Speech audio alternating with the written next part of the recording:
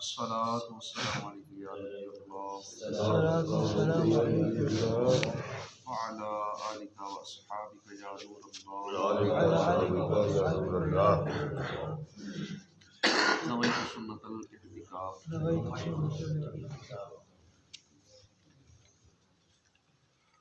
امیر المؤمنین حضرت علی المرتضیٰ رضی اللہ عنہ سے روایت ہے کہ اللہ کریم نے جنت میں ایک درخت پیدا فرمایا ہے جس کا پھل سیب سے بڑا، انار سے چھوٹا، مکھن سے نرم، شہد سے بھی میٹھا اور مشک سے زیادہ خوشبودار۔ اس درخت کی شاخیں موتیوں کی، تنے سونے کے اور پتے زبرجد کے ہیں۔ اس درخت کا پھل وہی کھا سکے گا جو پیارے آقا صلی اللہ علیہ وسلم پر کثرت سے درود پاک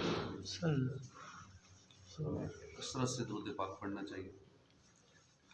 عادی بنانے کے لیے کچھ مخصوص تعداد کر لیں، روزانہ صبح شام 100 بار پڑھ لیں، ہر نماز کے ساتھ 100 200 مرتبہ پڑھنے کی عادت بنا لیں،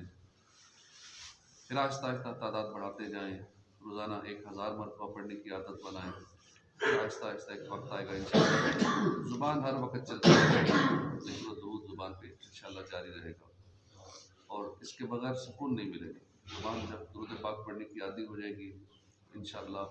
زندگی میں اطمینان، سکون آ جائے گا، دنیا اور آخرت کے سارے معاملات آسان ہو جائیں گے، حضور کی محبت دل میں بڑھے گی اور انشاءاللہ آقا کی خاص توجہ ہو جائے گی کہ جب بندہ درود پاک پڑھتا ہے تو حضور کی بارگاہ میں اس کا نام پیش کیا جاتا ہے، اس کے والد کا نام پیش کیا جاتا ہے۔ جب بار بار ہمارا ذکر حضور کی بارگاہ میں ہوگا کیسی توجہ ہوگی سرکار کی، اور ان کی توجہ ہو جائے تو پھر قسمت میں لاکھ پیچ ہوں، 100 بل 1000 کا، ساری گتھی ایک تیری سیدھی نظر کی، ایک نظر وہاں سے ہو جائے تو سارے مسئلے مسائل دنیا اور آخرت کے حل ہو جاتے ہیں۔ صلو علی الحبیب صلی اللہ علیہ وسلم صلی اللہ علیہ وآلہ